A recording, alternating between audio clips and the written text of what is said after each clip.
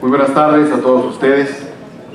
Como bien saben, la 63ª legislatura del Congreso del Estado Libre y Soberano de Tamaulipas, a través del Instituto de Investigaciones Parlamentarias, organizaron el ciclo de conferencias con la temática Anticorrupción, Transparencia y Democracia en México, una visión a futuro. Mismas que hoy continúan en este excelente escenario del auditorio centenario de la Constitución de 1917, con la conferencia magistral Proceso Electoral 2018, Reglas, Sentencias y Realidad, impartida por el doctor Salvador Olimpo Nava Gomar.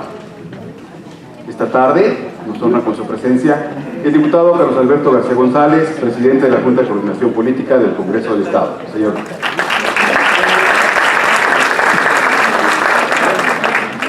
Agradecemos la presencia de la licenciada Gloria García Jiménez, subsecretaria de Legalidad y Servicios Gubernamentales, en representación personal del ciudadano gobernador constitucional del Estado de Tamaulipas, el licenciado Francisco Javier García Cabeza de Vaca. Bienvenido.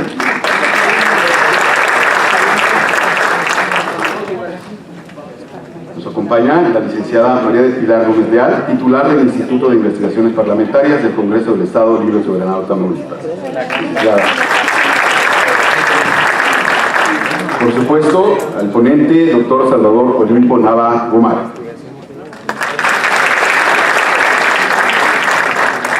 Agradecemos también la presencia de funcionarios federales, estatales, municipales, a los invitados especiales, funcionarios y personal del Congreso del Estado, a los medios de comunicación, público en general, muy buenas tardes a todos ustedes. Escuchemos el mensaje de la licenciada María del Pilar Gómez Leal, titular del Instituto de Investigaciones Parlamentarias. Adelante.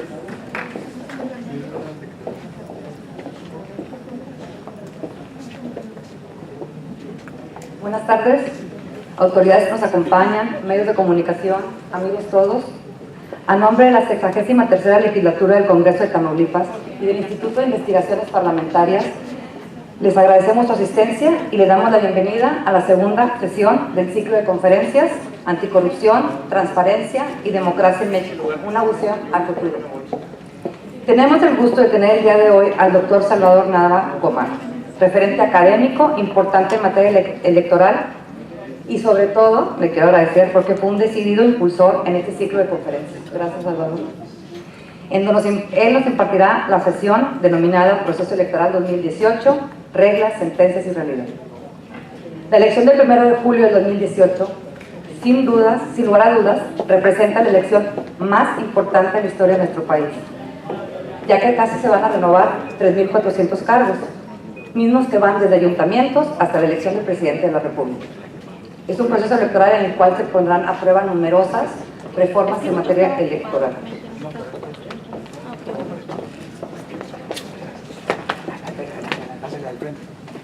La importancia y trascendencia del ejercicio democrático nos merece un estudio del tema. Es por eso que agradecemos profundamente la presencia del doctor Salvador Nava para que nos explique más sobre este tema y analicemos y hagamos una reflexión en este tema. Gracias al diputado Carlos Alberto García González, presidente de la Junta de Coordinación Política, por divulgar y compartir los temas que se discuten en la actualidad. Muchas gracias y sean todos bienvenidos.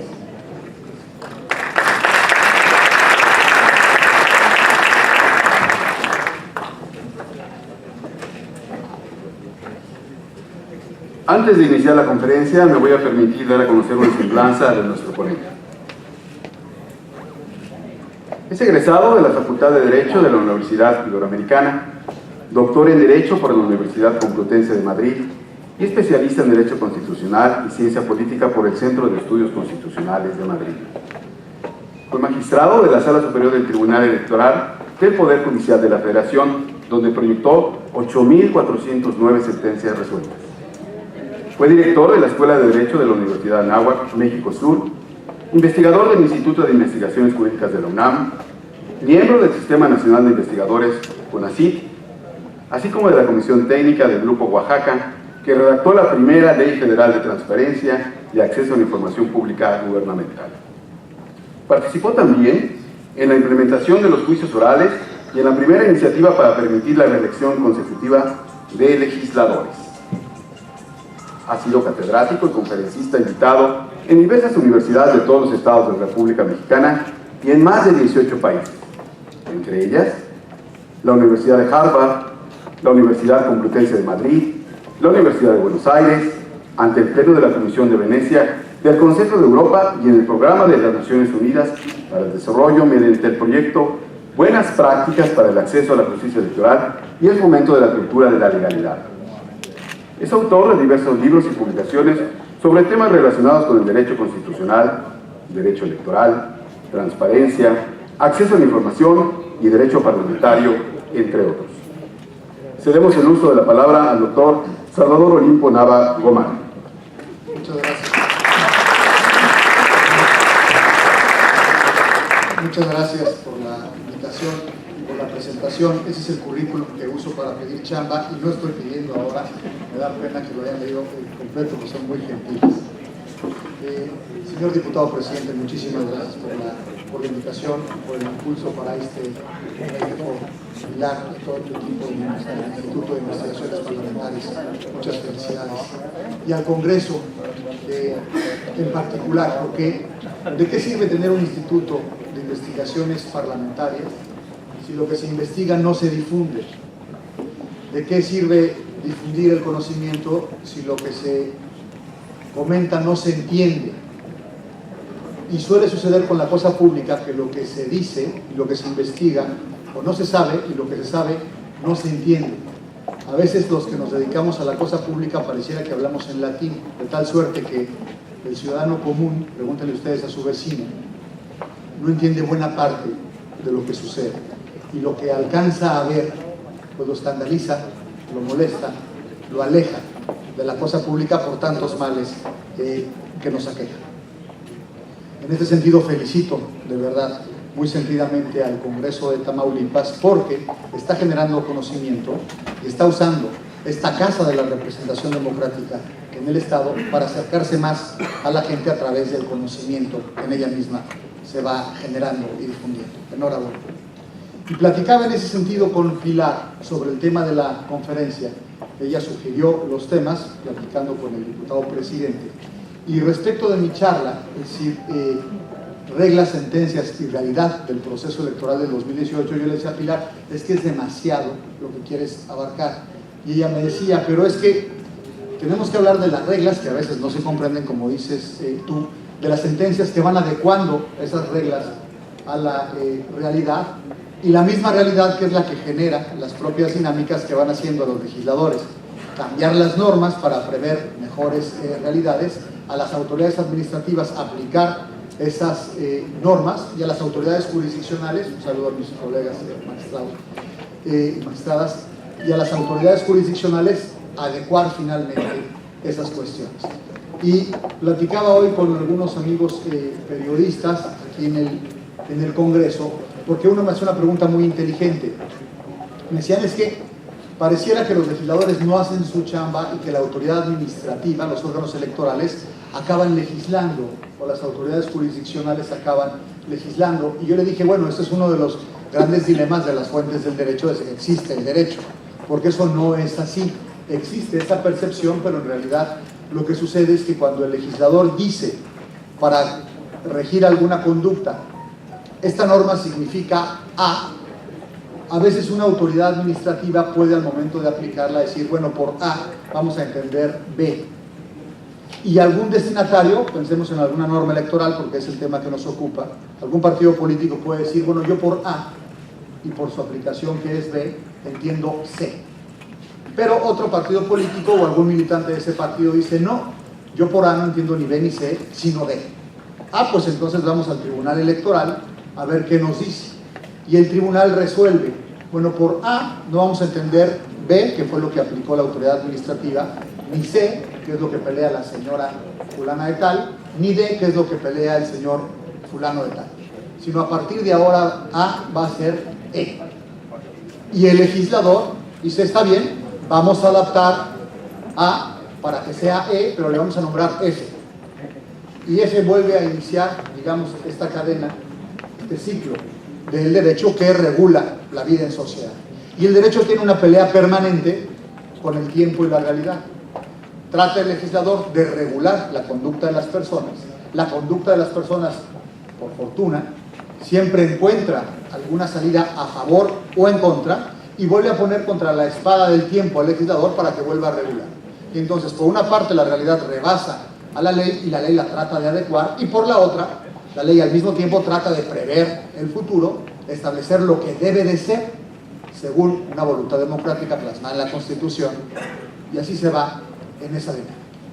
Lo que sucede lo que estoy diciendo es que este esquema es muy sencillo, pero cuando tenemos de frente una elección para 3.400 cargos de representación, incluyendo la presidencia de la República, los 128 senadores, los 500 diputados federales, los ayuntamientos y los congresos locales, 9 gubernaturas, multiplicado por 9 partidos políticos nacionales, sumados por los partidos políticos locales en algunas entidades federativas, dividido entre los grupos que hay en cada partido político, sumando los independientes, y con la variable de nuevas figuras jurídicas que están por estrenarse en este proceso, como la reelección, como los candidatos independientes, cruzados por nuevos mandatos y dinámicas, como la equidad de género. Hombre, pues esto se viene a complicar un poco.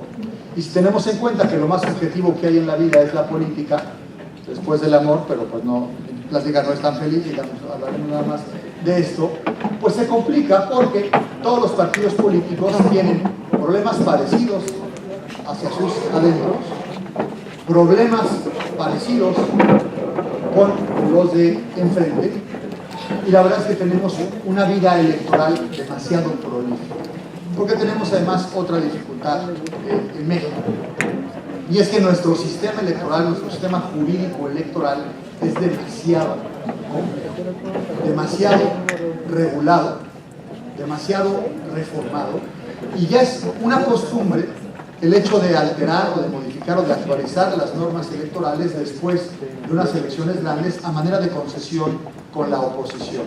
Y hemos venido avanzando en muchas asignaturas, pero también hemos venido complicando algunas otras, y se ha generado un círculo de actuación administrativa y jurisdiccional que yo me atrevería a decir no existe en ninguna otra parte del mundo. Las autoridades electorales mexicanas son muchas, son muy grandes y están muy ocupadas. Por eso tiene que ver con la propia dinámica política de sus actores.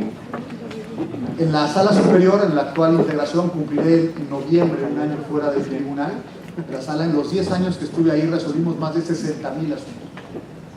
Y es la sala de asuntos constitucionales, es decir, primero eran temas que se resolvían ad intra de los partidos políticos o en los institutos electorales, después en los tribunales electorales de las entidades federativas, después en las salas regionales del propio tribunal, y después llegaban a la sala superior.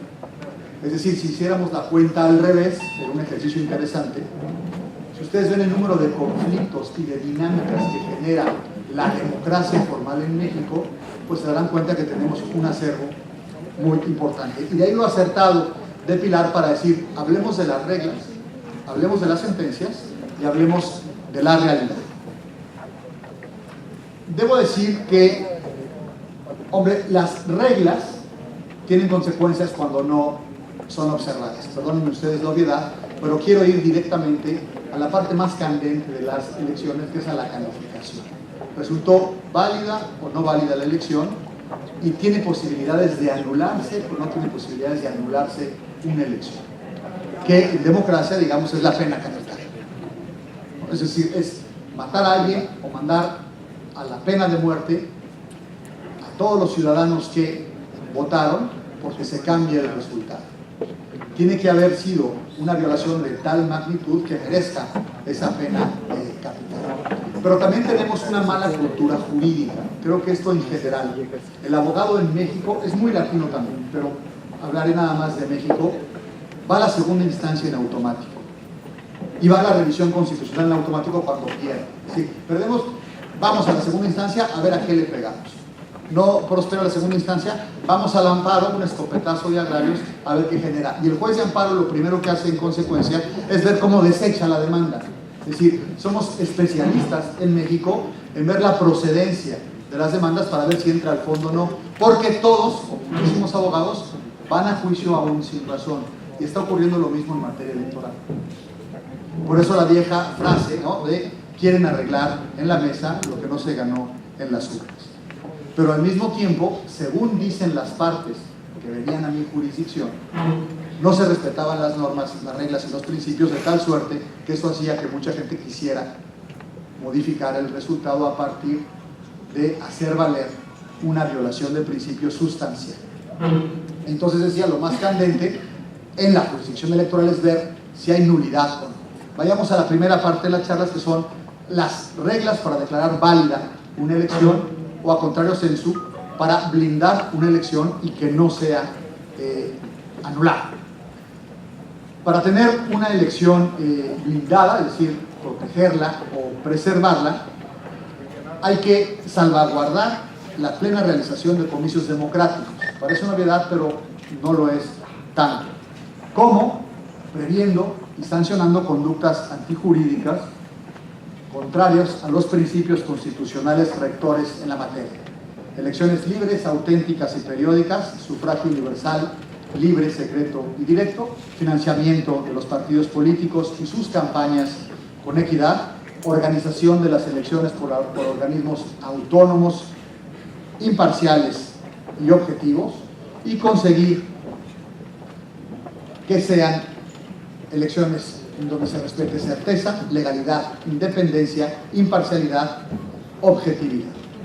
Cada una de estas palabras ha generado una doctrina de centenas o de millares de sentencias y de jurisprudencia. Es decir, sintetizarlo en una nuez es complicado, a veces parece parte del discurso, se dice con mucha facilidad, pero si uno ve lo que significa una elección imparcial o equitativa, en donde participan más o donde pueden participar 80 y tantos millones de personas, el primer domingo de junio del próximo año, hombre, va adquiriendo esto algún matiz.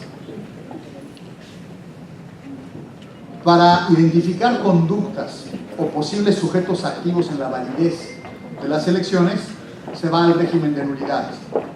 Se verifica legalidad, que se cumple el estricto derecho, presunción de validez de los actos jurídicamente celebrados, el principio de definitividad, evitar el propio dolo. Aquí se complica, es decir, nadie se puede quejar de una conducta que comete, es una doctrina del Tribunal Electoral, pero creo que no se cumple mucho, porque mi punto de vista es que los partidos suelen quejarse de las mismas conductas que hacen. Tiene que declararse la nulidad a instancia de parte, no puede ser automática. Las violaciones al proceso tienen que tener un carácter determinante, de ahí las facetas del proceso electoral. Y además de todo esto, que son cuestiones concretas y objetivas, hay también nulidad por principios constitucionales. Y aunque hubo una reforma muy importante para establecer que no puede haber nulidad de una elección o de actos electorales sino por causas específicamente celebrados en la normativa, lo cierto es que los jueces constitucionales hemos dicho, hombre, si la democracia es garantizada a partir de la propia Constitución, y en la Constitución consta el carácter democrático del pueblo, decía un magistrado del Tribunal Constitucional Español, la Constitución es la forma jurídica de la democracia, ¿cómo es posible que cuando se violan principios constitucionales no se altera la voluntad democrática, aunque esa violación no esté precisa? Y por lo tanto, ha habido violaciones y nulidades de elecciones por vulnerar principios constitucionales. Por ejemplo, la elección del Distrito 1 Federal de Aguascalientes, donde yo fui el ponente, no me quiere el antiguo gobernador de Aguascalientes, porque lo que hizo fue ir el día de la jornada en un autobús en el que se trasladaba normalmente el gobernador, con parte de su gabinete, los medios de comunicación, parte de la fuente que usaba el gobernador, parte de comunicación social de la oficina del gobernador, a varias de las casillas, acompañando a los candidatos a votar. Es un acto de proselitismo que viola por completo la normativa electoral tan restringida que tenemos en México para el ejercicio de algunas libertades, porque se dice, antes se abusaba de esas libertades y se manipulaba el voto y algunas otras cuestiones. La última reforma constitucional para proteger o para blindar las elecciones fue la del 14, lo saben, para hablar sobre reglas, y se dice que puede anularse una constitución con 3 causales extras, que no están en el artículo 41 de la Constitución. Uno es exceder los gastos de campaña en un 5% del monto total. Aquí creo que tenemos un problema de prueba porque una aclaración. No voy a hablar una sola palabra de Tamaulipas. No conozco el Estado como ninguno de los que están aquí y hablaré en términos generales a partir de mi experiencia, tanto en la academia como en el Tribunal Electoral. Pero hablando de los 31 entidades federativas restantes del país, ¿cuántas elecciones conocen ustedes cuyos participantes no hayan gastado más del 5% del total de gastos de campaña? Aquí hay un problema de prueba severo. Y además, digamos que el diseño institucional que se ha construido para evitarlo, pues parece ser no muy eficaz, porque si bien es cierto es que somos especialistas en fiscalizar, que tenemos un modelo, un andamiaje bastante complicado a partir del cual los partidos y los candidatos independientes tienen que reportar prácticamente en tiempo real, y prácticamente en tiempo real se va fiscalizando cómo va el ejercicio del gasto partidista. Lo cierto es que, dicen algunos, se maneja dinero por debajo de la mesa en las campañas políticas. Se dan prebendas, se da dinero en algunas ocasiones, o se da dinero para que no se vote, etc. Tenemos un problema de idoneidad en la prueba. ¿Cómo demostrar eso para acreditar? Y lo estoy planteando porque en muchísimas demandas se nos planteaba eso y no se podía acreditar, y finalmente los jueces pues tienen que decidir a partir de lo que tienen en el expediente y en el escritorio, no por dichos que muchos asumen que son ciertos. La segunda causa de nulidad es comprar tiempos en radio y televisión al margen de los destinados para cada partido político y de los supuestos previstos en la ley.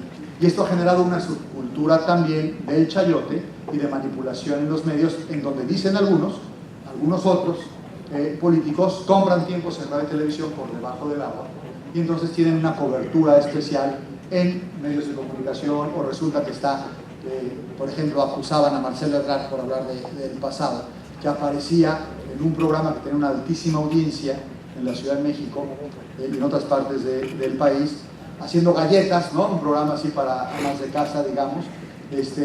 Estaba ahí media hora o 40 minutos de cobertura, pues que es una franca promoción. ¿Cómo acreditar que se está comprando? También es difícil. Y la otra es recibir o utilizar recursos de procedencia ilícita. Y también tiene un problema de prueba muy importante porque se maneja muchísimo dinero en efectivo en las campañas. ¿Cómo puede saberse que el dinero efectivo tiene una procedencia lícita?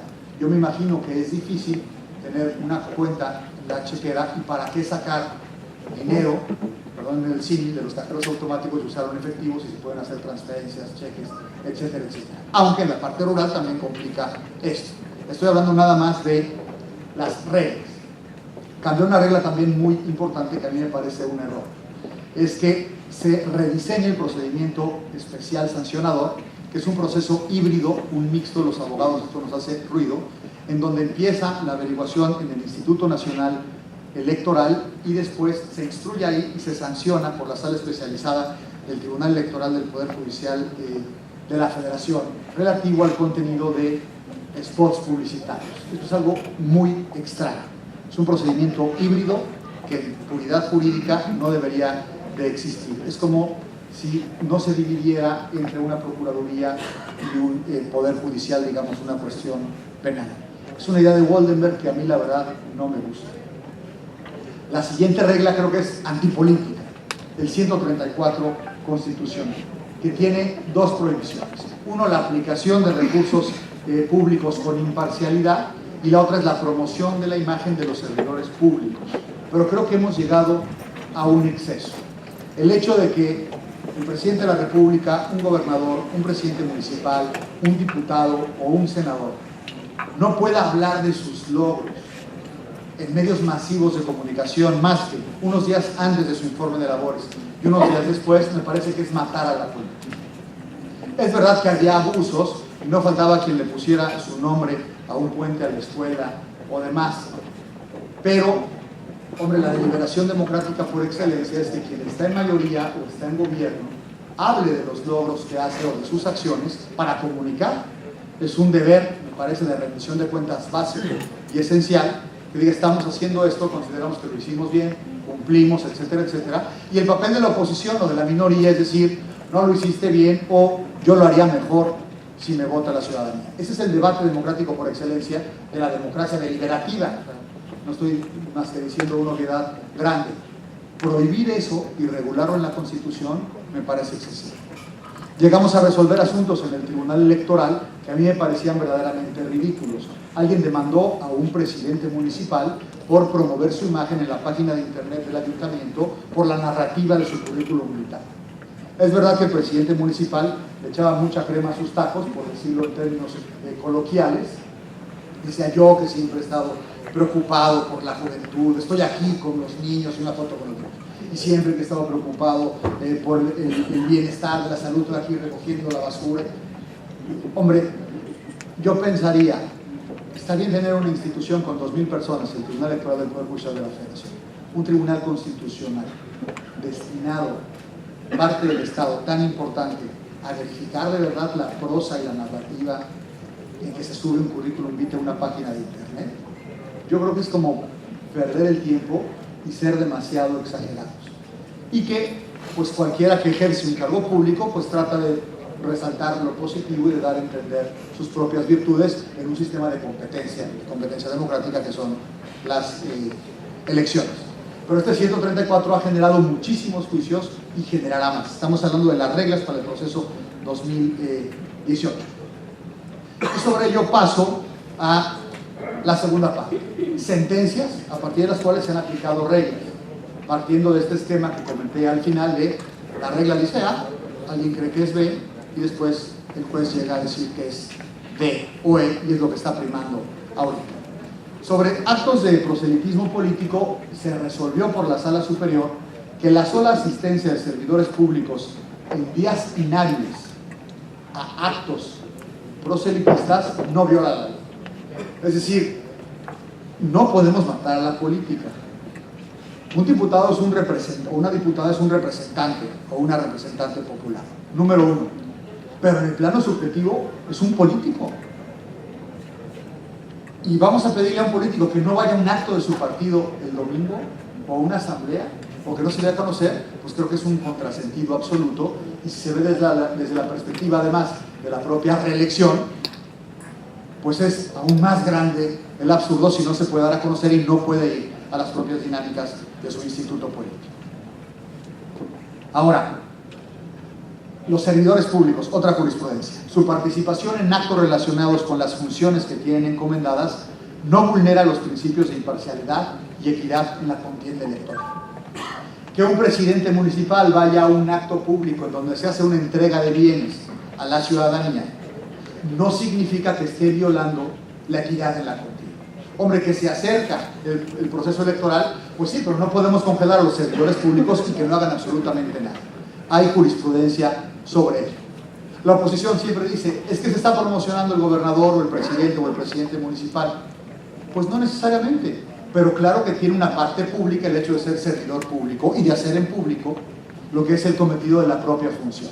Entonces, hay eventos públicos que, si bien es cierto pueden suponer una promoción o una comunicación por parte de un gobierno, no violan el principio de equidad, si tiene que ver también, eso es muy importante, ese es el punto clave, si tiene que ver con el desempeño de la función sobre el propio acto público.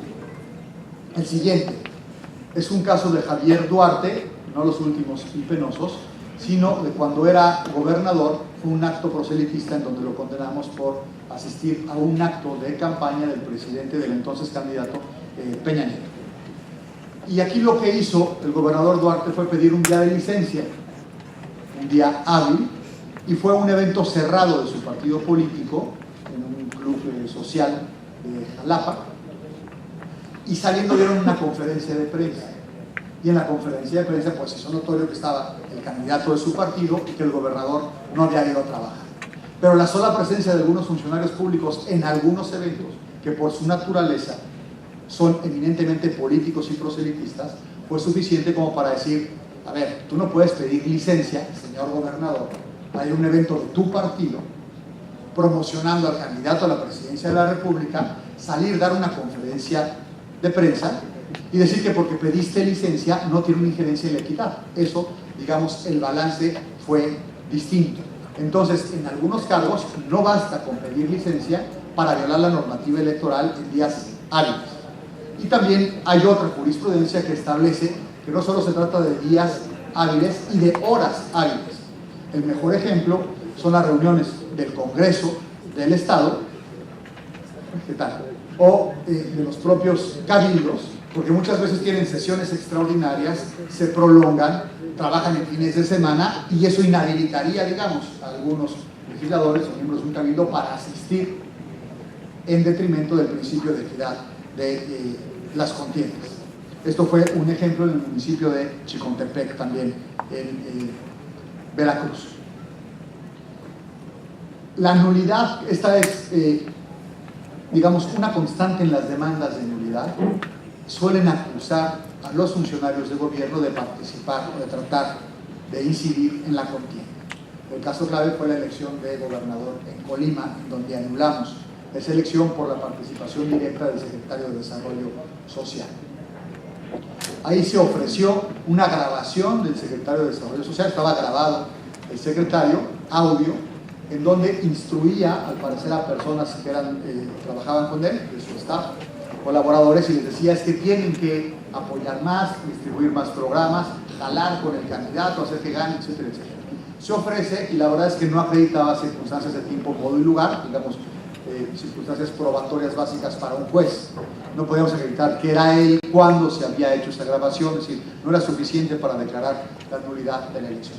Sin embargo, en la comparecencia, por la prosa del informe, están ustedes en estos días, va el secretario de Desarrollo Social y una diputada lo interpela y le dice: usted fue grabado instruyendo personal bajo su mando, y le recita, digamos, ¿no? Cita textualmente lo que estaba en la transcripción de la grabación, y eso es ilegal. Y el secretario dijo: sí, sí fui yo, pero estoy en mi derecho, es libertad política y demás.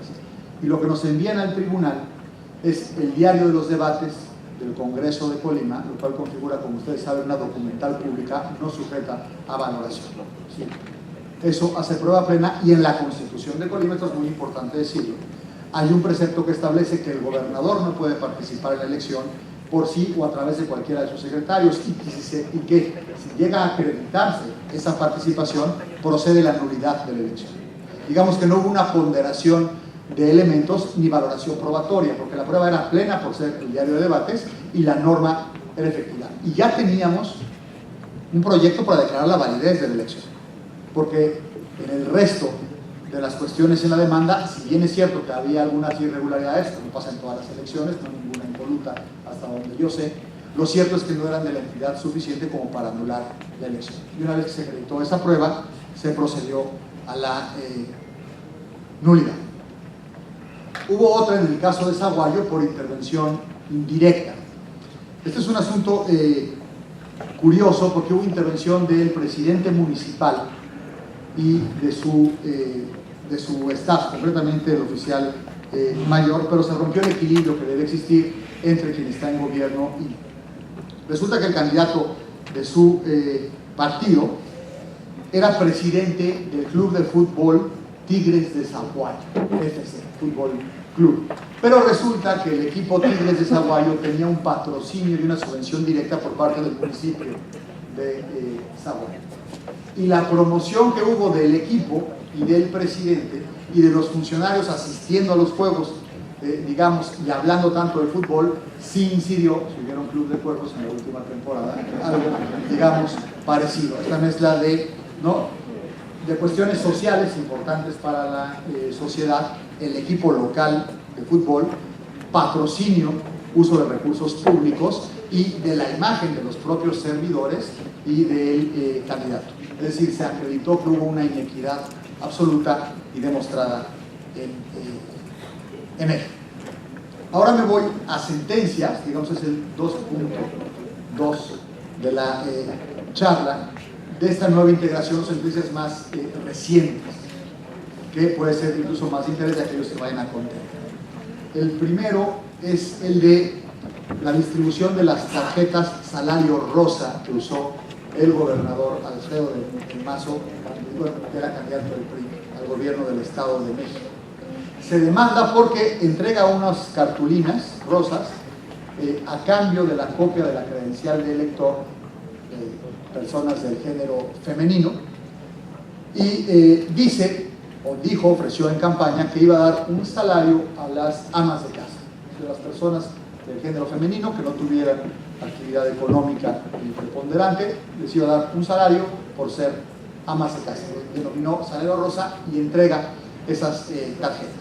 Lo demandan en el INE y el INE dice que no era violatorio de la normativa.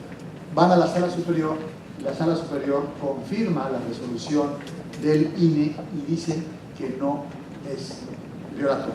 Yo no estoy de acuerdo con esa resolución, yo ahora hablo como profesor universitario, cada quien que piense lo que quiere, pero la sentencia es las razones por las que se dijo que esto no vulneraba la equidad, es que porque se trataba de propaganda electoral, cito, que se encuentra pegada a la normativa electoral, dado que promocionaban la posible implementación de un programa social propuesta en campaña, que la misma es de cartón y no contiene un chip alguno para verificar, digamos, a quién se le dio, lo cual anulaba la transferencia de dinero vía la tarjeta y no podía identificar a la persona, que la existencia de un recuadro blanco en la tarjeta, estoy leyendo, y de un espacio en los folletos destinados a aceptar datos como nombre y firma, no genera que la propaganda es ilegal y que la misma no constituye más que una promesa de campaña. Yo le veo cara de edad, no sé ustedes cómo pensarán. Pero es muy importante el criterio porque al no acreditar estos elementos de manera fehaciente, no generó un acto indebido que pudiera, digamos, alterar el resultado. Aunque pienso que ofrecer un salario a cualquier persona que no trabaje, sea del género que sea, por las razones que sea, puede confundir estas razones. La siguiente sentencia tiene que ver con los llamados lineamientos de cancha pareja, que volvió a separar, digamos, la buena relación que tenía el Instituto Nacional Electoral con el Tribunal Electoral, según la prensa y según algunos consejeros del INE. Y creo que es algo mal leído y que la ciudadanía debe de conocer esa relación.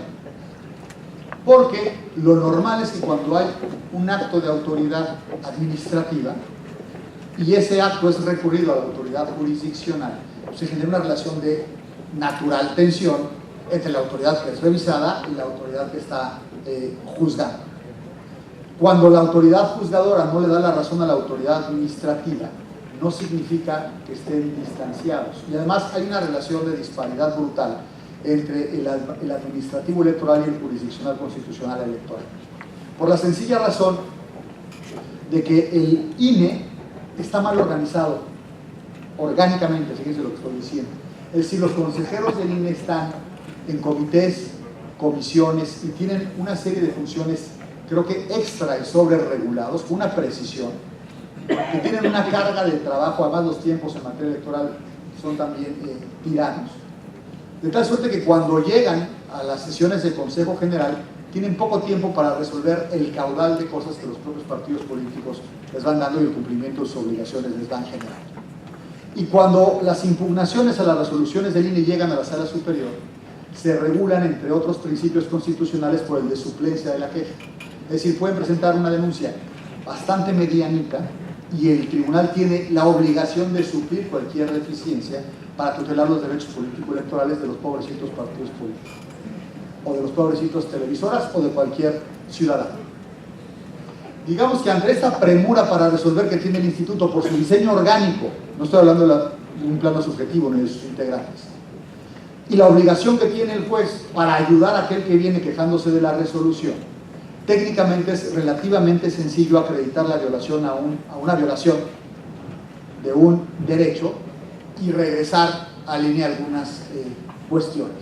Esto desde luego va tensando algunas relaciones para quien no lo lee bien, ese es mi punto de vista. Pero es una relación, repito, natural y relativamente normal entre la autoridad administrativa y la jurisdicción.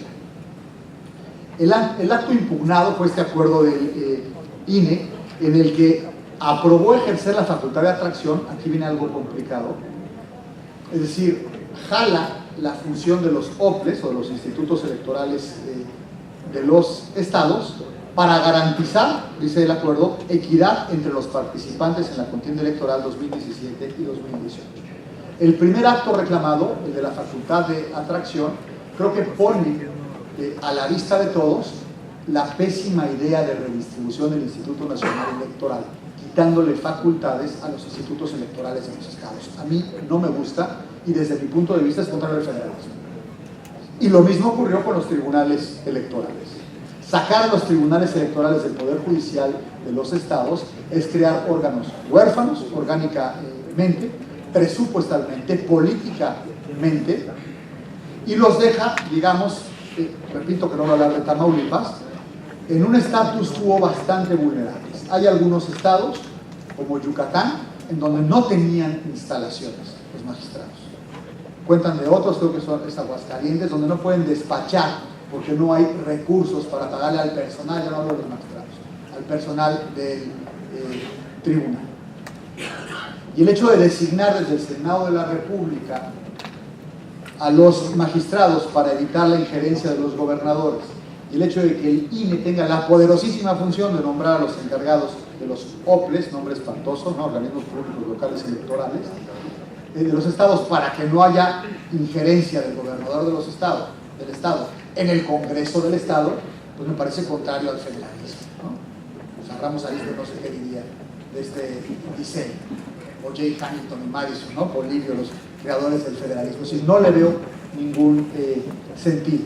Y además, este híbrido de facultades en las cuales el INE puede además atraer funciones que le tocarían a los institutos electorales locales. Y eso tiene complicaciones también en el índice de tutela jurisdiccional, porque un acto de un instituto electoral local es conocido primero por el Tribunal Electoral Local, a partir de reglas que hace el Congreso local. Federalismo puro, libertad de autodeterminación legislativa, a partir de los cuales se manejan a partir del rango que tienen para decidir sus cuestiones de la democracia interna. El INE atrae, deja fuera, 1, las reglas del Congreso local; 2, la competencia del Tribunal local; y 3, está regulando cuestiones que atañen al Congreso General de la República, cuando dice voy a tutelar la equidad, que es un principio constitucional. Entonces, por vía de atracción, hago ni siquiera el ejercicio de facultades reglamentarias, sino emito un acuerdo que regula esa cuestión, trayendo facultades que no corresponden. Estoy hablando que eso venía en la denuncia. Y lo que hace el Tribunal Electoral es que dice que efectivamente se regulaba difusión de propaganda personalizada y la contratación de propaganda por parte de servidores y personajes públicos, es lo que dice el INE, tanto partidistas como independientes. Son los temas que se analizaron en el estudio con la facultad de atracción. Prohibían a los servidores públicos con aspiraciones a ocupar un cargo, que se metieron en camisa de 11 varas. ¿Qué servidor público, salvo aquel que se va a jubilar o el que se saca la lotería, no tiene aspiraciones de ocupar un cargo después? Es como matar la vocación, digamos, ¿no? A ocupar un cargo de elección popular, de acudir a eventos donde se entregan dádivas o se presuman logros de gobierno. Esto ya está muy regulado y ya hay jurisprudencia. Si tiene que ver con el ejercicio del cargo, no está mal. Se está exagerando, viola el 134. Y prohibía difundir informes de labores una vez iniciado el proceso electoral. Esto es complicado también, porque no solo se trata de evitar una posible inequidad en la contienda, sino también de garantizar el derecho a saber de la ciudadanía. Hombre, yo quiero saber qué es lo que hace el jefe de gobierno de la Ciudad de México, qué hace el presidente de la República, qué hace el jefe de la delegación en donde vivo, qué hace el diputado donde vivo. Y soy lo suficientemente mayor de edad, como ustedes pueden constatar a simple vista, como para saber si está promocionando o no, si cumple una acción de gobierno o no, o si presentó una iniciativa o no el señor diputado o el jefe de gobierno de mi ciudad. El criterio adoptado, que fue un cisma, digamos, en el INE, porque además creo que prohibiendo esta promoción de las autoridades, promovieron demasiado esta prohibición de la promoción, y el tribunal revoca la resolución y dice que voy a leer, que los lineamientos emitidos por la autoridad responsable no cuentan con las características que implican el ejercicio de la facultad de atracción. Y por otro lado, transgreden el principio de reserva de ley e invaden el ámbito constitucional de competencia del órgano legislativo, impactando en los derechos fundamentales al introducir requisitos distintos a los previstos en el marco normativo, ya que regulan un ámbito que constitucionalmente está reservado al legislador, como lo es la propaganda gubernamental y la rendición y difusión de informes elaborados. Como dirían los españoles, se pasaron 3 pueblos, es decir, toman facultades que no son suyas y regulan el ejercicio de libertades públicas y derechos fundamentales, limitándolos. La ley puede ir más allá de la Constitución siempre y cuando sea exponencial para el ejercicio de derechos. El reglamento puede ir más allá de la ley siempre y cuando sea expansivo de derechos. La ley no puede regular un derecho coartando, un derecho constitucional. El reglamento no puede potenciar la ley coartando un derecho que reconoce la ley. Es jerarquía de fuentes muy básica y elemental. Y dice, sigue la sala superior, si bien la facultad reglamentaria del INE tiene sustento legal, esta facultad no es absoluta, y mucho menos para materias reservadas en forma exclusiva al Congreso de la Unión. Los lineamientos impugnados regulan no solo propaganda electoral, sino también la gubernamental y los informes de labores de servidores públicos, invadiendo las facultades expresas a regular por el legislativo. Hubo un voto particular interesante de 2 magistrados, y ya quienes, pero son mis amigos, el magistrado Reyes y el magistrado Dalfer Infante, quienes dijeron, no dije de broma, sí son mis amigos y es interesante el voto particular. Lo que pasa es que, digamos, hay una contradicción ahí que vale la pena tener en cuenta en democracia, el sentir es muy sano y ayuda sobre todo tomando en cuenta que puede haber criterios que puedan ser, digamos, delicados o no muy sólidos al momento de llevarse otra vez a la jurisdicción electoral ahora que haya proceso electoral. Y dice, la decisión de revocar los lineamientos que impide el INE lleve a cabo su función es equivocada porque el INE advirtió la necesidad de emitir normas reglamentarias para garantizar principios constitucionales de equidad e imparcialidad. Es decir, por un lado limita libertades públicas, pero por el otro es verdad que tratan de garantizar equidad.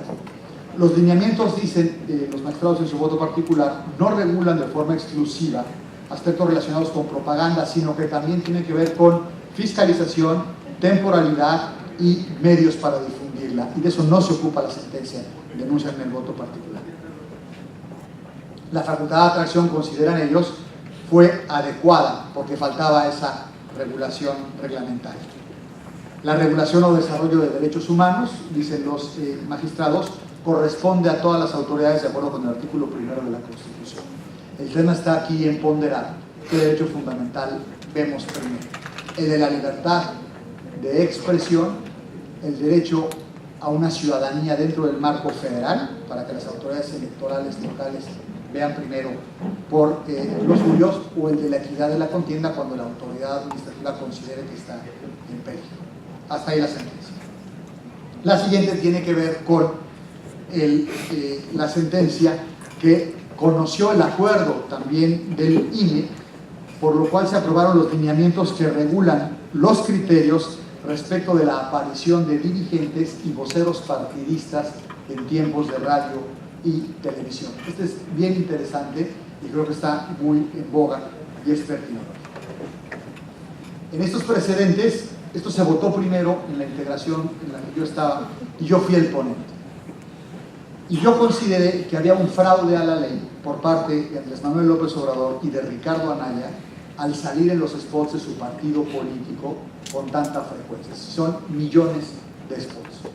Y lo que pasa es que le salió muy bien y es verdad que no está prohibido en la ley. Ojo, no está prohibido en la ley.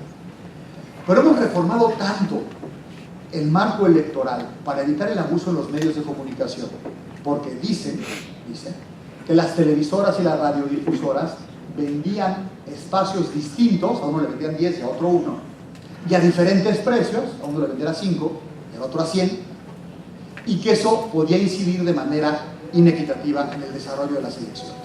Yo soy un liberal en el estricto sentido del término, y creo que cada quien debe de anunciarse como quiera, salir cuando quiera, comprar cuando quiera, vender cuando quiera, pero en México ya se sobreregula. Creo que hay una notoria violación al principio básico, al derecho fundamental de libertad de comercio. Nadie en este país puede comprar tiempos en radio y televisión en materia política. Creo que también viola el derecho de libertad de expresión. Pero bueno, había una razón histórica por la que se llevó, es decir, no está loco ningún legislador de los que lo votaron. Bueno, es el contexto, digamos, ¿no? Una y otra. El caso es que los partidos políticos no pueden comprar. Tienen la pauta asignada de los tiempos del Estado. Y tienen una finalidad los propios partidos. Los servidores públicos no pueden salir en radio y televisión y no pueden comprar. Y de hecho está la violación al 134 constitucional. Y la normativa para ejercer de una forma que no sobresalga la personalidad del servidor público en ese gasto, lo cual es una tontería y un contrasentido, porque se trata de mujeres y hombres públicos por naturaleza. Pero bueno, está ahí esa contención en la propia Constitución.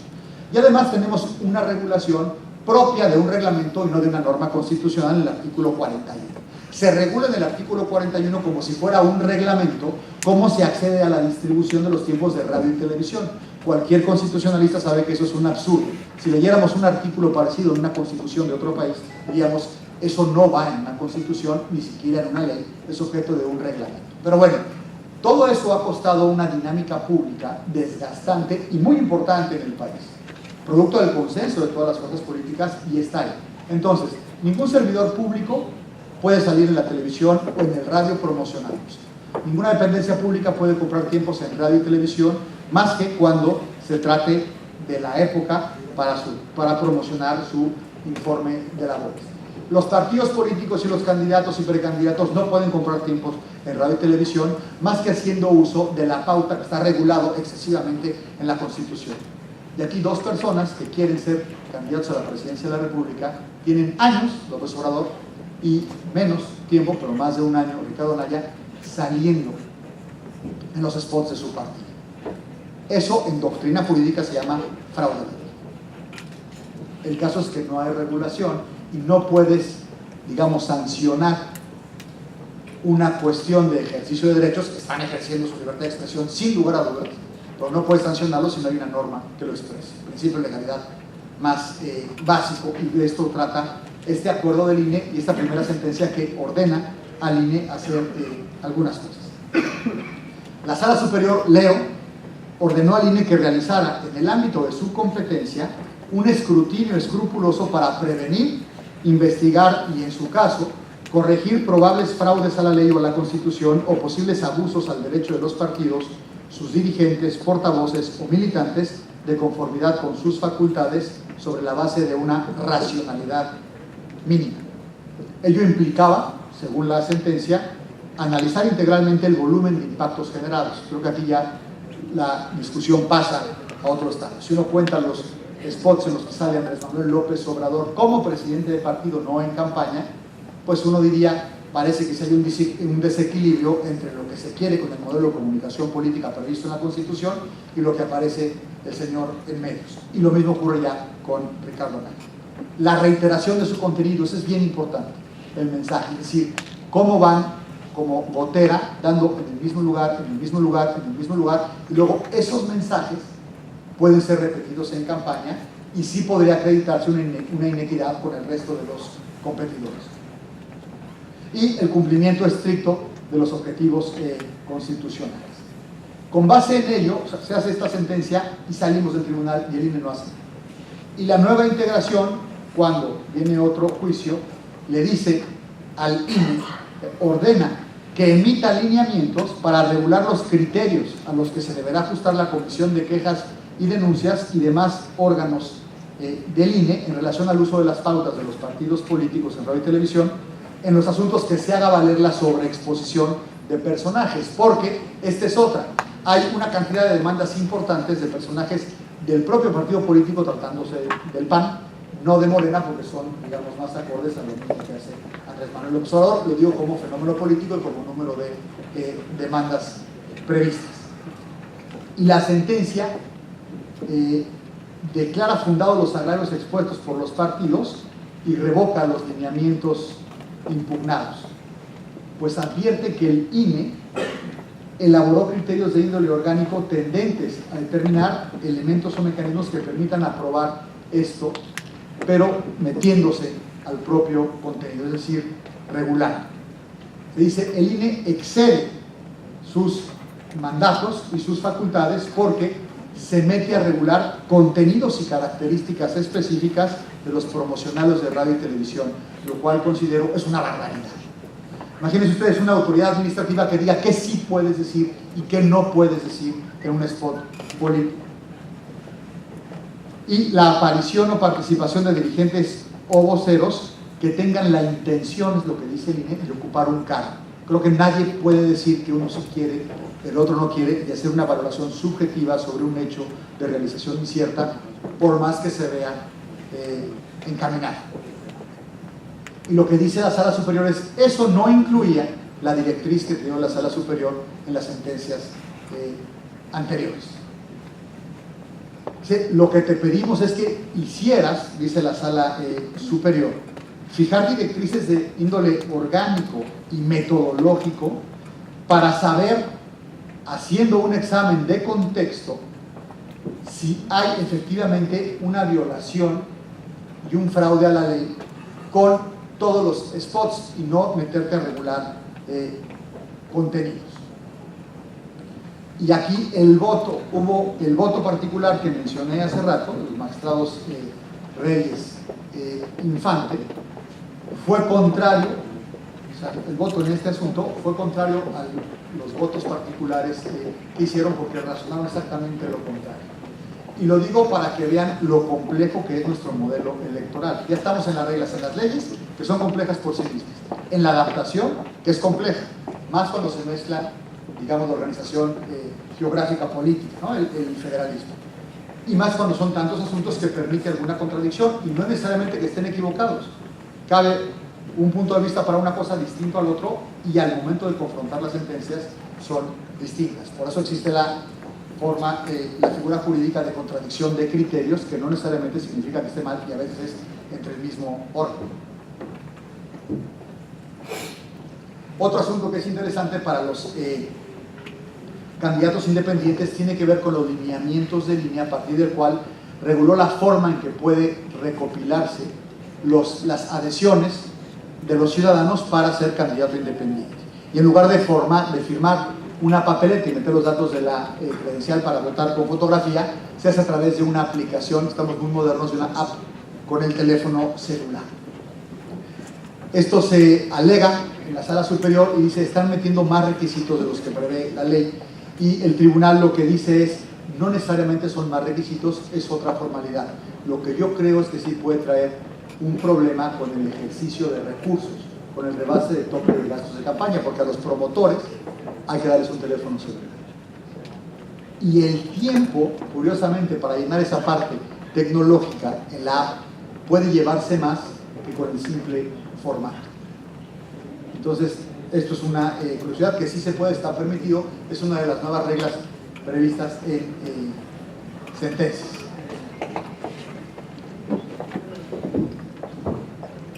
El siguiente creo que es la pregunta que muchísimos tienen cuando se habla de las reglas para el siguiente proceso electoral, y tiene que ver con las particularidades de la reelección. La pregunta que todo el mundo dice es, ¿tengo que pedir licencia para contender para el cargo o para irme a otro, o puedo seguir en ejercicio de la función? Solo hay dos criterios. Uno para el caso de Coahuila, que no es propiamente reelección, pero es importante tenerlo en cuenta, en donde se estableció que cuando un funcionario público de un ayuntamiento va a contender para otro cargo del ayuntamiento, no se trata de reelección. Eso lo dijimos en la Sala Superior. Tengan en cuenta, no se trata de reelección. Y el otro tiene que ver con una acción de inconstitucionalidad del Estado de Yucatán, la 5017, en donde la Corte resolvió el tema y dijo, el hecho de considerar un impedimento para contender a un cargo que la persona que va a contender no pida licencia es inconstitucional. Es decir, no tienen que pedir licencia para poder contender para el cargo que van a contender. 1. 2. resaltó que es una cuestión de libertad de configuración legislativa, es decir, las leyes de los estados tienen que prever las modalidades, pero sí que consideró que es violatorio el hecho de exceder o de exigir la renuncia para contender. Tenemos un problema terrible, ustedes están interesados en eso y yo que estoy hablando de lo mismo. No ha publicado la Corte Lendrosa, es decir, no sabemos las razones legalmente a partir de las cuales resolvió la Corte. Sabemos los resolutivos de cuando votó la acción de inconstitucionalidad y lo que hubo en la discusión del Pleno, pero no tenemos la sentencia. Con respeto para los 11 amigos, creo que ya se tardaron y es muy importante tenerlas porque todo el mundo pregunta lo mismo. ¿Se tiene que pedir licencia o no? Libertad de configuración legislativa y si es violatorio, exigirlo. Lo dejo ahí. Entonces, reglas, allí están las básicas, para que no se anule una elección o para que se anule, y las sentencias que regulan, digamos, lo más común y lo que más interesa. Realidad. Desde mi perspectiva, esto es completamente subjetivo. Cada persona que retrata la realidad lo hace desde el cristal de sus anteojos y ahí lo voy a hacer.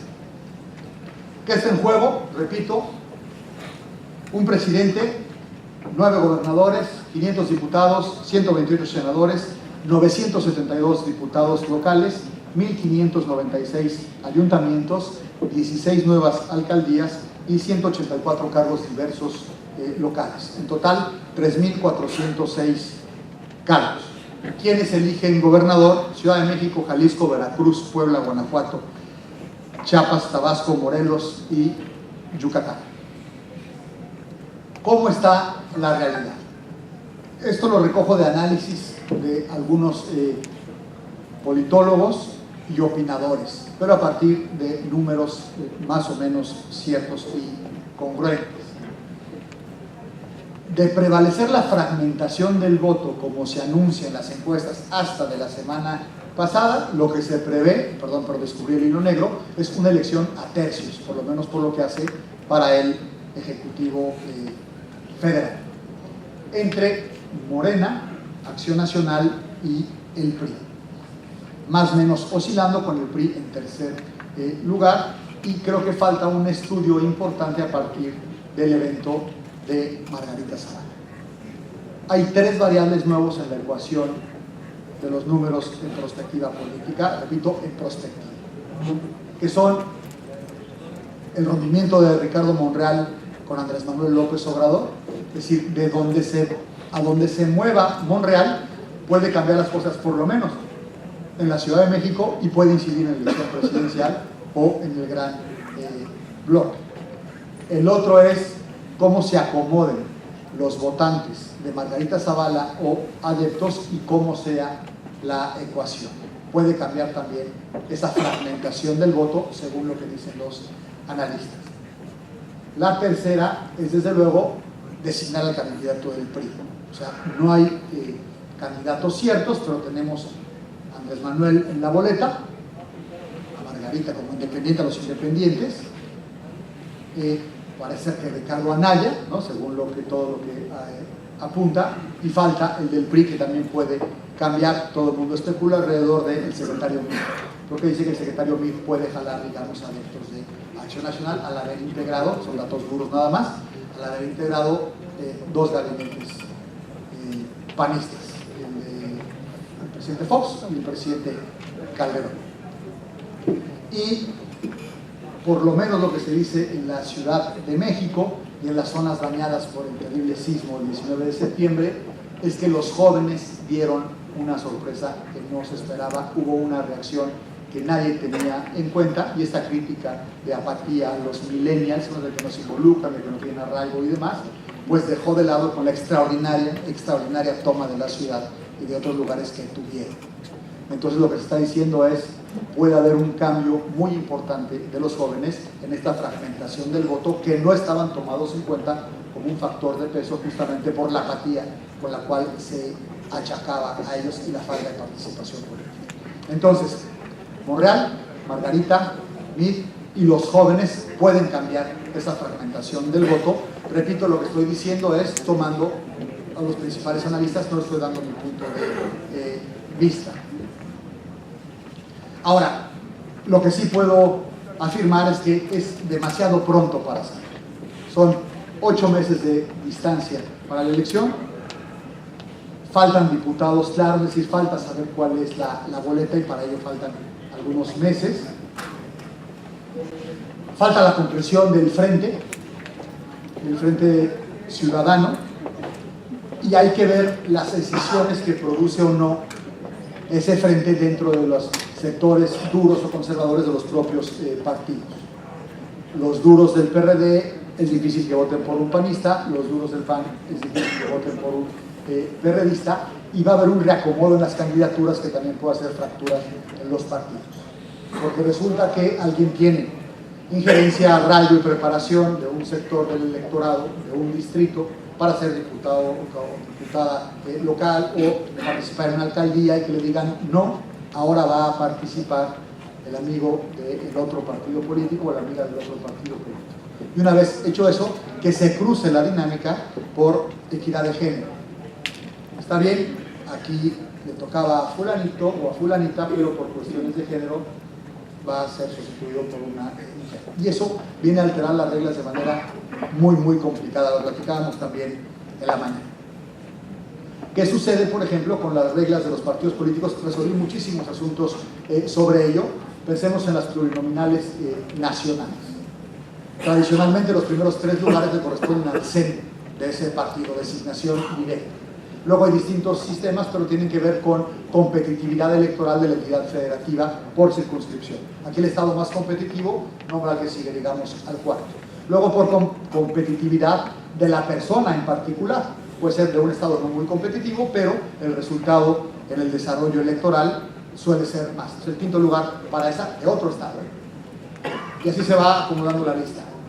Luego eso cambia con la equidad de género, que resulta que eres la más competitiva, pero estás en quinto lugar o en cuarto lugar. Tu estado es el más competitivo, pero toca ahí una persona del otro género, y entonces no se recorren todos los estados, porque ahí se vulnera el derecho político partidista, digamos, o derecho político electoral en su modalidad de ser votado de la persona que está participando. Se vulnera el derecho de autodeterminación de los partidos políticos, que hay una vasta jurisprudencia y desarrollo jurisprudencial en ello, y equidad de género. ¿Cómo meterlo?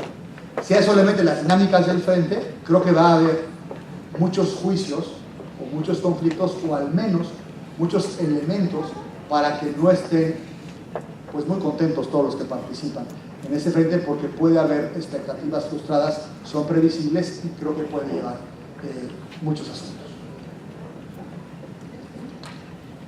¿Cuáles son los riesgos que veo en la realidad? Pues las amenazas, el clientelismo electoral, que ya lo tenemos, gasto excesivo en campaña, sobre todo teniendo todas juntas. Puede haber movilidad de los partidos con presencia nacional de los recursos, y eso va a ser complicado. Desvío de recursos públicos, la guerra sucia que vaticina cualquiera, pues va a ser la más grande que se tenga en memoria, porque ha ido creciendo, ha sido progresivo, y todo esto se va a complicar por lo que parece será un estrecho margen de victoria. Y las vulnerabilidades del sistema electoral, pues la principal es la desconfianza ciudadana. La ciudadanía no nos cree y no nos quiere a todos los que estamos en este auditorio, que estamos preocupados en estos temas. O sea, nos ve a todos mal, ¿no? No se trabaja, no se hace bien, no se rinde cuentas, y están desocupados, es decir, no se ocupan en ver qué es todo lo que se hace. Hay una apatía muy grande. Mala legislación electoral, que ya me refería a ella. Estoy hablando desde las disposiciones de la Constitución General de la República, tanto el 41 como el 99 y el 116 que manda a los estados. Mala composición orgánica de los órganos electorales en las entidades federativas, lo que puede llevar a cuestiones como esta facultad de atracción del INE y a esta resolución de controversias del tribunal al INE por arrogarse cuestiones que tocaban primero al Instituto Electoral Local y al Tribunal Electoral Local. Y esto puede generar también conflictos entre las autoridades electorales. Si uno lee algunos trascendidos de periódicos nacionales, que los trascendidos no son más que recaderos, no sé cuál sea su opinión, ya se deja ver un fuego cruzado en parece que los del tribunal no entienden a los del INE, y parece que los del INE no le hacen caso al tribunal por no meterme a particularidades de ninguna entidad federativa. ¿Qué me preocupa de los riesgos, o qué riesgos veo? El primero es el desacato de los resultados. Es decir, al estar tan polarizada la votación, si está en tercios, al estar tan caliente o tan candente la propia realidad política, no es poco probable que haya desacato de los resultados. Y esto nace primero con la autoproclamación de victoria. Ustedes saben que pues, muchísimos suelen ganar el día de la jornada electoral y se mantienen así, lo cual es complicado. Tenemos meses de que pasó la elección de Coahuila y seguimos teniendo 2 ganadores según los dichos, y esto, digamos, tiene que ver también con la propia legitimidad de las autoridades y con el conflicto entre autoridades.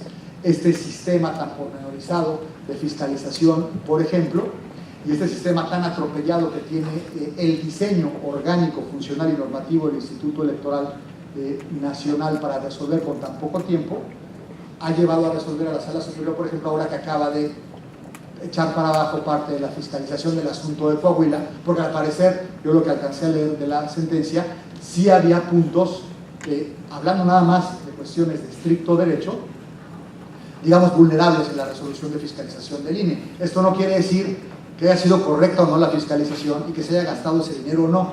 Estoy hablando que en cuestiones de formalidad jurídica cualquier tribunal lo hubiera echado para atrás, y es probable que no pueda acreditarlo el INE. Entonces, la autoproclamación de victoria con esta pormenorización de reglas de fiscalización puede ser completa. ¿Y qué riesgos lleva esto? A la erosión de las propias autoridades electorales y del gobierno. Y el último riesgo es, desde luego, o lo que podría llevar esta espiral descendiente que va al deterioro, es un escenario de ingobernabilidad. Estoy hablando de los riesgos, porque si hablamos de oportunidades, ventajas y cuestiones positivas, pues creo que tenemos, a pesar de lo complejo, barroco y sobreregulado del exceso de juego entre las autoridades, tenemos un sistema electoral que no tiene nadie más en él. Y no lo digo así como para echarnos guayabazos, muy a la mexicana. No. Yo he estado invitado por Naciones Unidas, Democracias Emergentes, para hablar del sistema electoral mexicano. Las autoridades electorales mexicanas vamos, porque yo ya no soy, pero van a muchas partes del mundo a explicar cómo funciona nuestra democracia formal, porque sí priman derechos y puntos básicos de cualquier democracia. Una persona, un voto, los votos que están en la urna son los que se emitieron, no hay fraude, son los ciudadanos quienes arman la elección. Esperamos que puedan votar hasta 87 millones de personas, 150,000 casillas, miles de millones de pesos en juego, y creo que vamos a avanzar, porque finalmente con ese sistema electoral se van eligiendo autoridades como esta, que se preocupan por hacer actividades como esta, en la que un profesor puede hacer que los diputados se acerquen más a sus representantes que finalmente, a sus representados, que es finalmente de lo que se trata la democracia. Muchas gracias por la invitación, señores.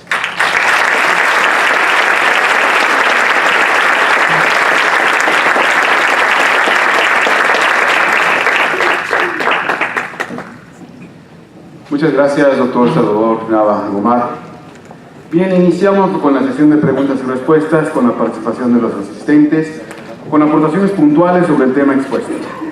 Para lo cual, 2 compañeros que están ubicados en los pasillos les facilitarán el micrófono y les solicitamos atentamente inicien dando su nombre y dependencia o institución de procedencia.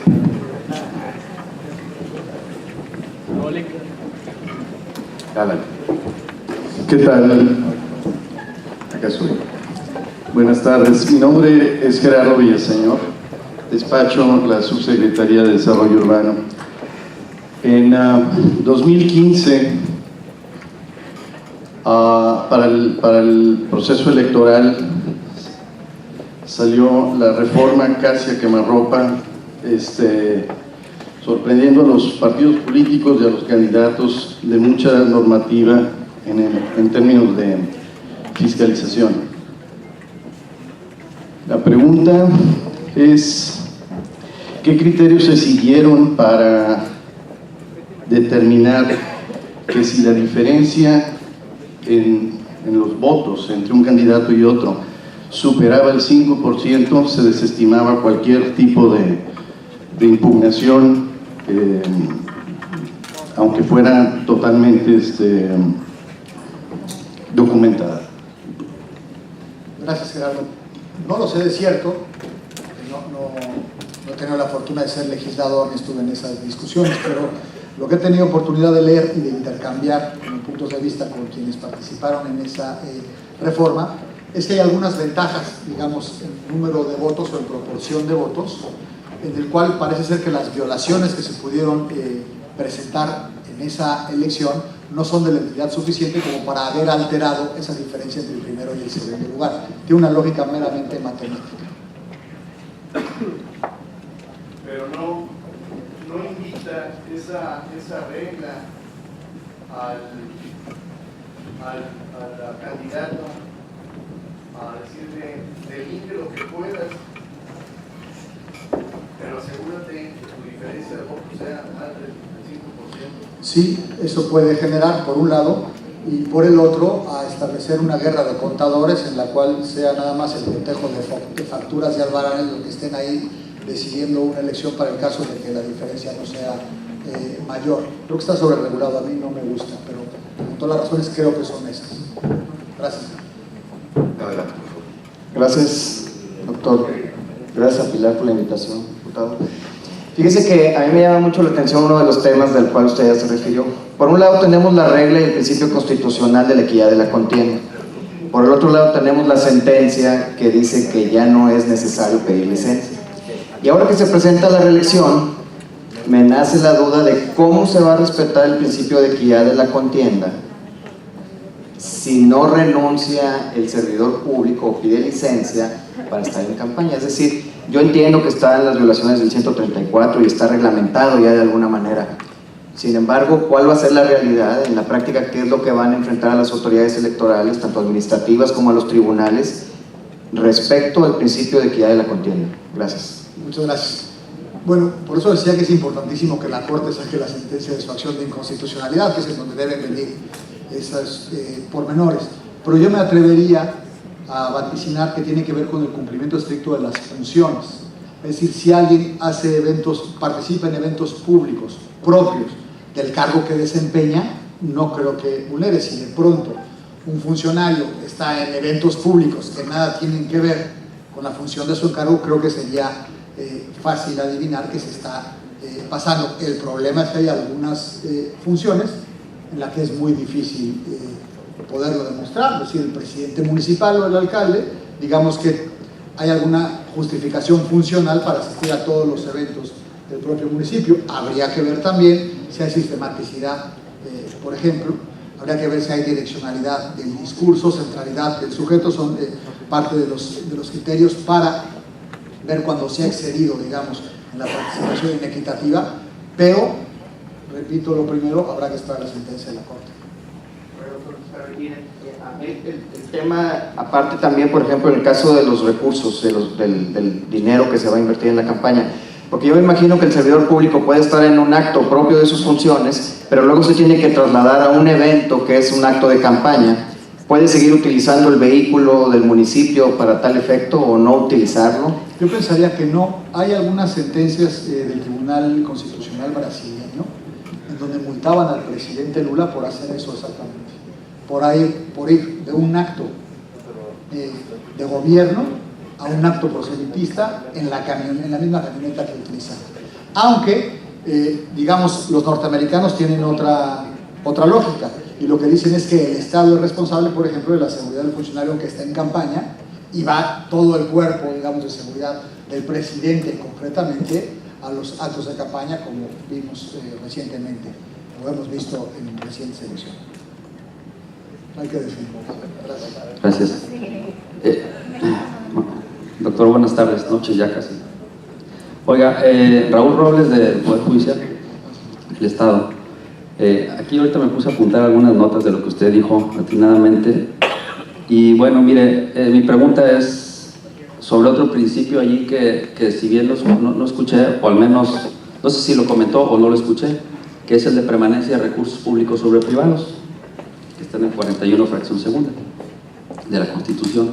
Mi pregunta es, ¿qué opina usted precisamente sobre un tema que está en boga ahorita, en el cual se han pronunciado prácticamente todos los partidos políticos, precisamente aduciendo una renuncia al financiamiento público, tanto ordinario como al de campaña? Luego entonces, si se hace efectiva esta renuncia a los recursos públicos, ¿cómo se podría cumplir el principio de permanencia de recursos públicos sobre privados si no habrá recursos públicos? Es decir, con un solo peso que se incorpore del recurso privado, pues ya bastaría para romper este principio constitucional, y de ser así, ¿cuál sería la repercusión que pudiese causar, verdad? Bueno, son varias cosas. Uno, la ponderación de los principios. Creo que se tendría que reformar la Constitución si se quisiera ese camino, porque si no, no podría salir a flote, digamos, ese mecanismo violando el principio. Es decir, o se tiene la norma. Uno. Dos, no creo que prospere para este proceso electoral.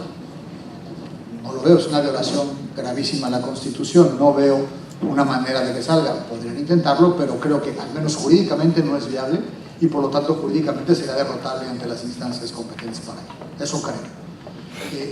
Lo otro es el análisis del modelo. A mí me parece un error quitarle financiamiento público. Me parece una idea políticamente correcta, muy sexy para los que no saben de esto, y los que opinan que deberíamos de tener financiamiento privado nada más, pues no saben lo que es dejar la política en manos del mercado. Porque podemos ver el Congreso estadounidense como abiertamente se dicen los propios legisladores, se señalan entre ellos, pues esta es la diputada de los petroleros, este es el diputado de los que venden armas, este es el de los armadores de coches, y entonces digamos que hay una subcultura o cultura formal, no lo sé, de otra clase de representación, que no nada más es la de la población directamente, la del distrito donde se vive o la entidad donde se vive, sino la del sector que apoyó en la campaña. Y si ahora tenemos problemas, digamos, con nuestra cultura política a partir del ejercicio de los recursos y de la inyección de dinero, tanto público como privado, creo que quitando el público enfrentaríamos un problema muchísimo más peligroso para nuestra democracia. No estoy a favor de ello. Y el otro, aprovechando la idea, perdón que me siga, es el de los plurinominales o el de representación proporcional. Considerar que quitar a un diputado o una diputada de representación proporcional es un gasto, o sería un ahorro, porque son un gasto, no saben lo caro que sería tener nada más legisladores de mayoría, porque no tendríamos la representación de toda la sociedad en eso. Creo ahí que hay una pobre información de la ciudadanía que está de acuerdo con eso, porque digamos el discurso es muy elemental. ¿Para qué queremos 10 y con 5 tenemos? ¿no? Es decir, toda la proporción en cualquier congreso. Y creo que hay que defender esos principios constitucionales que son básicos en nuestro sistema. La predominancia del sistema de financiamiento público y que permanezcan los legisladores de representación proporcional. En todo caso, yo iría a más de representación proporcional y menos de minoría en su caso. Gracias por la pregunta. Bueno, nada más para un último comentario. Yo agregaría inclusive ahí en los escenarios que usted señala, uno todavía más, pues también muy vigente, que sería, por ejemplo, imaginemos un sismo también previo a la jornada. O sea, también podría traer unas consecuencias muy graves también para la propia organización de la jornada, ¿verdad? Ojalá y no.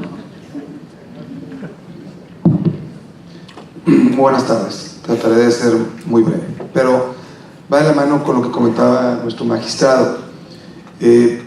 A mí me preguntaban, ¿qué alcalde o alcaldesa no se querrá reelegir? Todos. Y aquí en Tamaulipas tenemos una particularidad ahorita. Se homologó las presidencias municipales y se va a hacer en la concurrente el año próximo. Entonces fue un periodo de 2 años. Y algunos, no voy a decir nombres como tú, más bien no estoy hablando ni de Tamaulipas, pero andan en campaña permanente y caen seguido en la tentación de estar usando recursos públicos para esos fines. Y le puedo poner muchos ejemplos, pero el que más me preocupa en lo personal es de que veo alcaldes haciendo modificaciones a sus presupuestos para incrementar recursos al área de comunicación social. y saliendo todos los días en los famosos boletines, en todos los periódicos de mayor circulación, y ponen su imagen. A todas luces eso está mal. Entonces, pues hay que ver cómo podemos de alguna manera más adelante blindar eso, porque a veces ahorita pareciera que cacaraquean más lo que hacen que lo que hacen. Sí. Muchas gracias, presidente. Hay varios precedentes sobre eso. De hecho, hay muchísimos gastos en gacetillas, ¿no? O sea, es decir, publicaciones idénticas en distintos periódicos en las que un funcionario público sale con la misma nota, la misma foto en varios periódicos. Y llegamos a conocer en la sala superior de estos asuntos porque si era violación al 134 hiciera, digamos, un desvío de recursos. Creo que eso podría ser recurrible para algunos casos en particular y podría acreditarse. Porque además, algunos compañeros de comunicación social son muy creativos y muy buenos, pero otros no, son muy repetitivos, digamos, y mandan prácticamente la misma nota, la misma gacetilla, con lo cual es sencillo acreditar eso. Así es. Bien, con esto culminamos con la sesión de preguntas y respuestas. Muchas gracias.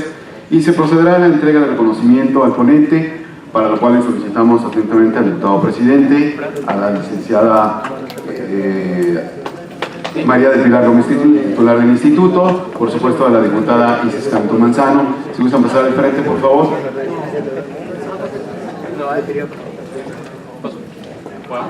Bien, adelante.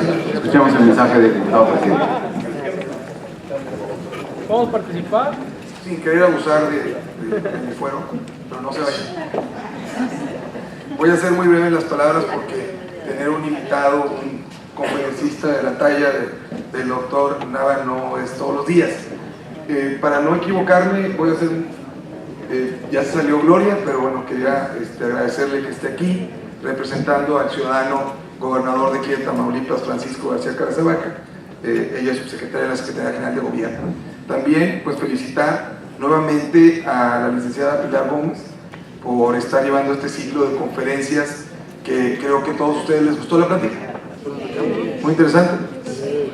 Entonces, tenemos aquí, doctor, pues a diputados, aquí está la diputada Isis Canto Manzano, tenemos pues a diferentes funcionarios, exfuncionarios, miembros de la sociedad que están interesados en los temas. Y bueno, yo creo que este es un excelente auditorio y ustedes un excelente expositor.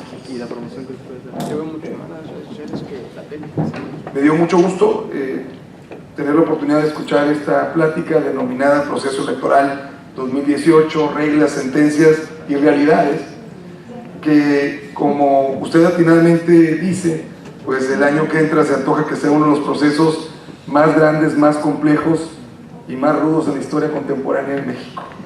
Y es que no es un tema menor el considerar que el próximo año estaremos inmersos en un ejercicio democrático sin precedentes, en donde hay 30 de los 32 estados de la República, pues es una complejidad de entrada logística grandísima.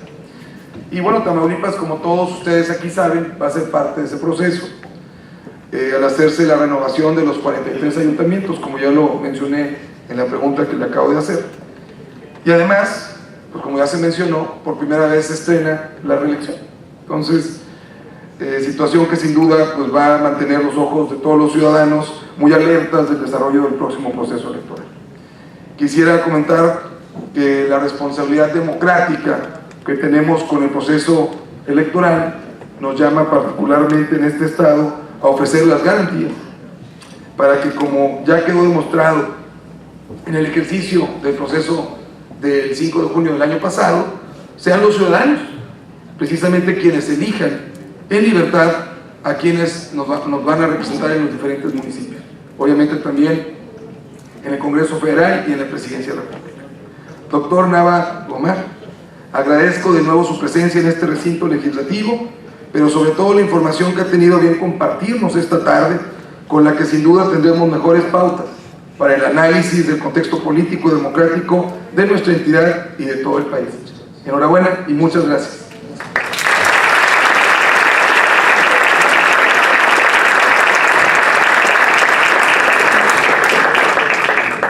Necesitamos pasar al frente para la entrega del reconocimiento, por favor.